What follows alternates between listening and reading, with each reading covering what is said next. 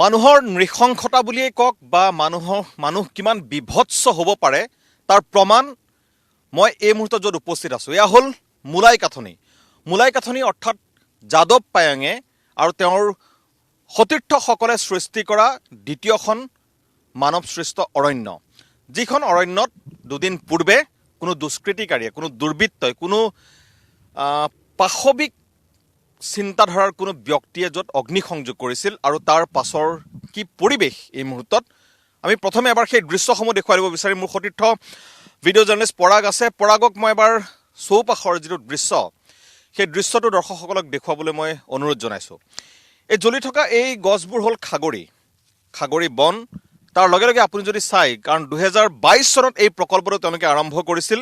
যাদৱ পায়েঙৰ জীয়ৰী মুনমুনি পায়েং, তেওঁলোকৰ কিছু সতীৰ্থ এই 1300 হেক্টৰ ভূমিত তেওঁলোকে এই প্ৰকল্পটো আৰম্ভ কৰিছিল, য'ত তেওঁলোকে বিভিন্ন গছ ৰুইছিল।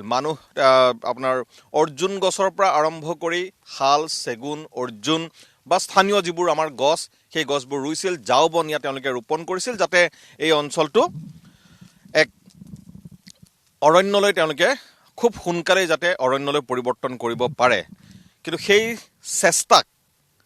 চেষ্টাত বাধা দিবলৈ এটা চক্ৰই আচলতে অপচেষ্টা কৰিলে, আৰু তাৰ পৰিণতি এয়া যদি আপুনি চাই এই গছবোৰ। আৰু ইয়াৰ তলৰ দৃশ্যটো যদি মই দেখুৱাম, যিকোনো সামান্য প্ৰকৃতিক ভাল পোৱা যিকোনো মানুহৰ হৃদয় কঁপি উঠিব। ইয়াত এখন অৰণ্য তেওঁলোকে সৃষ্টি কৰিবলৈ বিচাৰিছিল, কিন্তু ইয়াত এতিয়া চাই এই যি খাগৰি বনসমূহ আছিল সেইবোৰ সম্পূৰ্ণৰূপে জ্বলি প্ৰায় ভস্মীভূত হৈ গৈছে। এইসমূহ পুনৰ যিমানেই ইয়াত যি নকৰক লাগিলে এই গছসমূহ পুনৰ, এই বনখিনি পুনৰ হৈ নুঠে। ইয়াত তেওঁলোকে নতুনকৈ ৰোপণ কৰিব লাগিব। আৰু যিসমূহ গছৰ পুলি, ডাঙৰ ডাঙৰ গছৰ পুলি, স্থানীয় গছেই হওক, মই ইতিমধ্যেই কৈছোঁ শাল, চেগুন, অৰ্জুন বা যিবোৰ গছ তেওঁলোকে ৰুইছিল, সেই গছবোৰ ইতিমধ্যেই আগলৈকে পাতবোৰ জ্বলি গৈছে। গুৰিবোৰো কিমান নিৰাপদে আছে সেয়া ক'ব পৰা নাযায়, কাৰণ এই যিটো অঞ্চল, কিমান ডাঙৰ এলেকা বা কিমান এটা বৃহৎ পৰিসৰ অঞ্চলত অগ্নিসংযোগ কৰাৰ ফলত ক্ষতিগ্ৰস্ত হ'ল, সেয়া এতিয়াও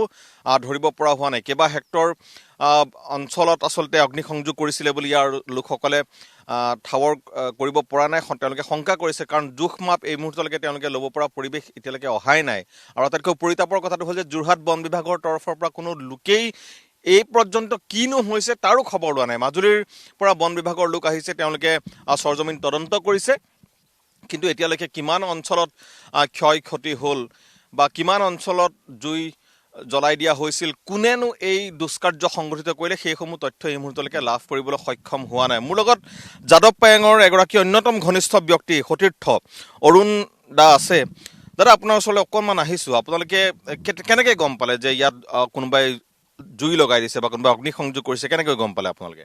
জুইটোহে গম পালোঁ, মানে কোনে কি কৰিছে সেইটো গম পোৱা নাই। কিন্তু যেতিয়া জুই হাপাচটো, ধোঁৱাটো যেতিয়া ওপৰলৈ উঠিছে, তেতিয়া মুনমুনিয়ে ফোন কৰিছে, বোলে কুটিৰ ওচৰত বোলে জুই জ্বলিছে, ক'ত জ্বলিছে? তাৰপাছত মই কুটিৰ পৰা ওলাই চাইছোঁ, আমাৰ পুলি ৰোৱা জেগাটো দেখোন জ্বলিছে। কিমান পুলি লগাইছিলে আপোনালোকে ইয়াত? কিমান দিনৰ হ'ল? এতিয়া মুনমুনিয়ে জানিব কিমান, বহুত হাজাৰ 10 লাখ নে কিমান এটা পুলি ৰুইছিলোঁ বোলে। ইয়াত 10 লাখমান পুলি ৰোৱা হৈছিলে। এইখিনি যিমানখিনি জ্বলাই দিয়া হ'ল, কিমান জ্বলাইছে আপোনালোকে এতিয়ালৈকে হিচাপ কৰিছে নে? নাই, বহুত দূৰলৈকে আছে, এতিয়া মানে সোমাব পৰা নাই, বুজিছা নাই? জেগাটোত বহুত দূৰলৈকে জ্বলিলে, বুজিছা নাই? কিবা জীৱ জন্তু মৰিছে নেকি? জীৱ জন্তু কিন্তু ইয়াৰ পৰা পলাই পতংগ দিছে। কিছুমানৰ চৰাই চিৰিকটিও ক'ৰবাই বাহ লৈছিলে যদি ইহঁতিও পাৰে মৰিছে কিজানি। সাপ, বেং চেং এইবোৰতো মৰিছেই। এতিয়াতো জ্বলি চব আদায়ে হ'ল। কিবা কাৰোবাক সন্দেহ কৰে নেকি? কোনোবা ইয়াতে মানে আপোনালোকৰ এই কামবোৰ ভাল নোপোৱা কোনোবা মানুহ আছে নেকি? সেইটো জানো, এতিয়া মানুহৰ মনৰ কথাহে, এতিয়া ক'ব নোৱাৰে, বুজা নাই সেইটো কি। তেওঁ কৈছে যে কোনেনো এনেকুৱা এটা কাম আচলতে কোনেনো বেয়া পাব পাৰে সেইটোক লৈও আচলতে মানুহৰ মনত প্ৰশ্ন কোনেনো এখন অৰণ্য গঢ়ি তোলাটো নদীৰ চাপৰিত এখন অৰণ্য গঢ়ি তোলাটো কোনোবাই বেয়া পাব পাৰে জানো সেইটো এটা কথা কিন্তু তাৰ পাছতো কোনোবা লোকেতো ইয়াত অগ্নিসংযোগ কৰিব লাগিব নহ'লে এনেকুৱা ধৰণৰ অগ্নিৰ সূত্ৰপাত কেতিয়াও হ'ব নোৱাৰে কিন্তু মই আটাইতকৈ যিটো দুখ লগা ঘটনা বা যিটো দুখ লগা কথা বা যিটো ভয়াৱহ এটা কথা এই যিটো যাদৱ পায়েংহঁতে যিটো চেষ্টা কৰি আহিছে যোৱা দীৰ্ঘদিন ধৰি যাদৱ পায়েঙে ব্যক্তিগতভাৱে প্ৰায় ৪৭টা বছৰ এই অৰণ্য গঢ়াৰ নামত তেওঁ উৎসৰ্গা কৰিছে তেওঁৰ জীয়ৰীয়ে শৈশৱৰ পৰাই এই কামটোত লাগি আছে যোৱা ৩টা বছৰ ধৰি এই ১৩০০ হেক্টৰ মাটিত তেওঁলোকে এখন বিশাল অৰণ্য মানৱ সৃষ্ট এখন অৰণ্য গঢ় দিবলৈ তেওঁলোকে অহৰহ চেষ্টা কৰি আছে তাৰ কাৰণবোৰ কি সেই কাৰণবোৰ মই দৰ্শকসকলক দেখুৱাব বিচাৰিম সেই কথাখিনি গম পালে দৰ্শকৰ আচৰিত হ'ব যে মই যিটো দৃশ্য এই মুহূৰ্তত দেখুৱাবলৈ মই বিচাৰিছোঁ মই নদীৰ গৰাৰ পৰা তললৈ নামি যাব লাগিব তেতিয়াহে আচলতে দৰ্শকসকলে গম পাব আচলতে এই যিটো কাম এই যিটো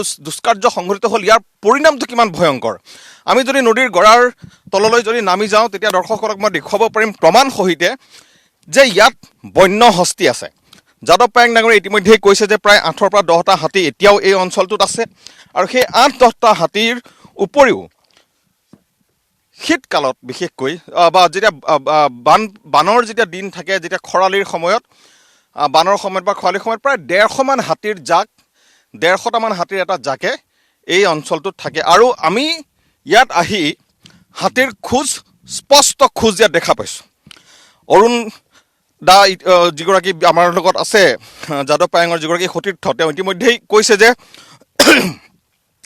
খোজসমূহ অতি সতেজ হয়তো আজি পুৱাৰ ভাগত বা আজি নিশাৰ ভাগতেই এই হাতীৰ এটা হাতী নহয় হয়তো ২-৩টা হাতী ইয়ালৈ নামি আহিছিল ২টা পাৰে যদি আপুনি চাই হাতীৰ খোজসমূহ স্পষ্ট হৈ আছে আমি পৰাগক দেখুৱাবলৈ অনুৰোধ জনাম আমাৰ কিছু যাবলগীয়া হৈছে তাৰ লগে লগে আৰু এটা দৃশ্য প্ৰথমতে মই এটা দৃশ্য পৰাগক দেখুৱাবলৈ অনুৰোধ জনাম এই যিটো বালিচৰ দেখিছে বালিচৰটোত বহুত চৰাইয়ে বাঁহ লৈছে যেতিয়া এখন অৰণ্য হয় জৈৱ তন্ত্ৰৰে ভৰপূৰ এখন যেতিয়া অৰণ্য হয় তাত এইসমূহ দৃশ্য দেখা পোৱা যায় আৰু যেতিয়া ইয়াত জুই লাগিছিল তেতিয়া আপুনি ভাবক এই যিবোৰ চৰটোত বা গৰাটোত যিবোৰ গাত দেখা পোৱা গৈছে এইবোৰ একোটা চৰাইৰ বাঁহ এই চৰাইসমূহ ইয়াতে থাকে আৰু চৰাইবোৰ ইয়াত দেখিলে বাঁহৰ পৰা এটা চৰাই এই মুহূৰ্তত ওলাই গৈছে আমি আচলতে আমনি কৰাটো উচিত নহ'ব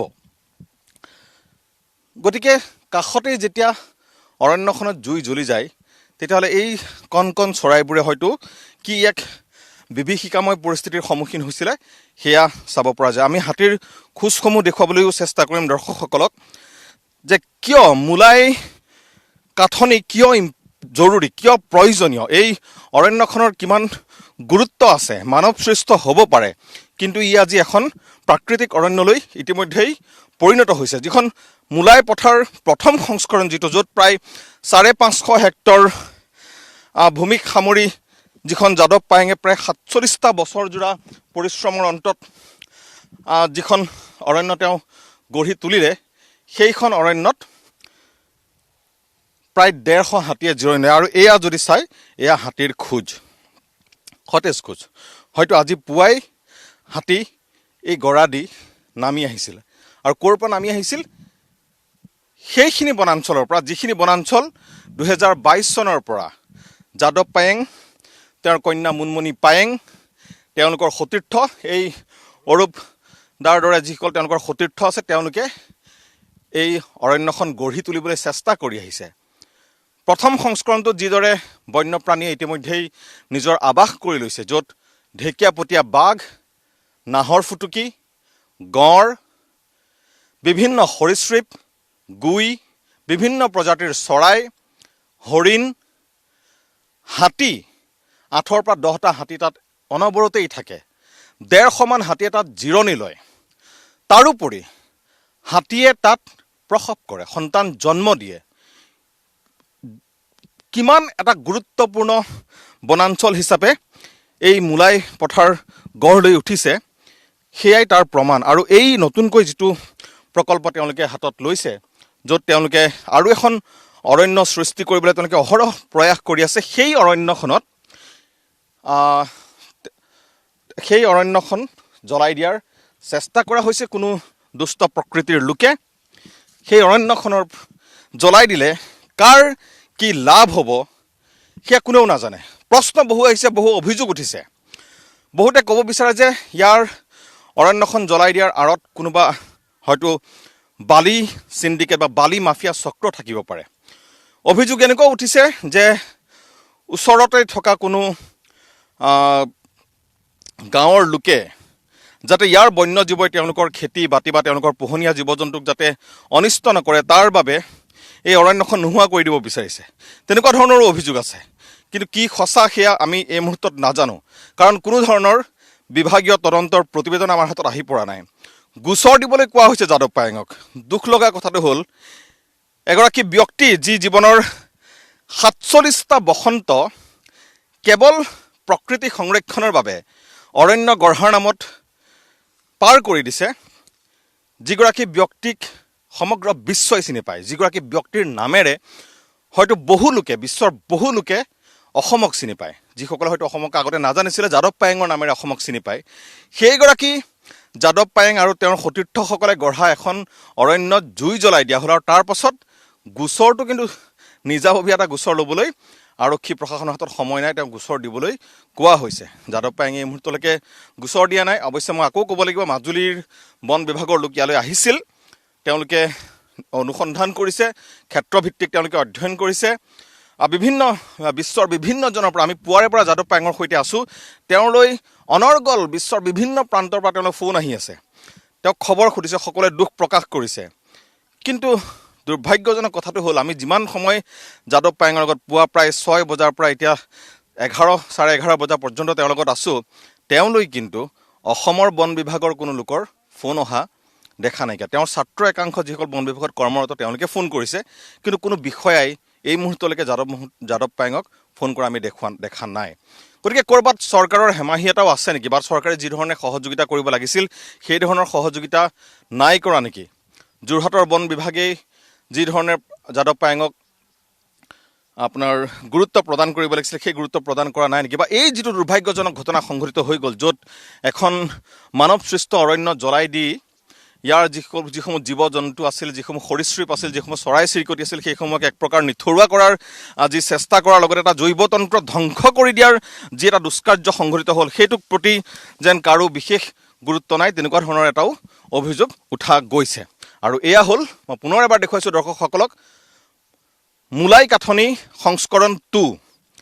এয়া ৪৭ বছৰ লাগি মোলাই কাঠনি সংস্কৰণ 1ক এটা বিশেষ পৰ্যায়লৈ লৈ যোৱাৰ পাছত 3 বছৰ পূৰ্বে 2022 চনত যাদৱ পায়েং আৰু তেওঁৰ কন্যাই আৰম্ভ কৰা মোলাই কাঠনি সংস্কৰণটোত, য'ত 1300 হেক্টৰ ভূমি সামৰি এটা বৃহৎ অঞ্চল, য'ত 10 লক্ষাধিক বৃক্ষ ৰোপণ কৰা হৈছে, এখন বৃহৎ অৰণ্য সৃষ্টি কৰাৰ মানসেৰে, আৰু যিখনৰ এটা অংশ দুৰ্বৃত্তই 3টা দিন পূৰ্বে জ্বলাই দিলে।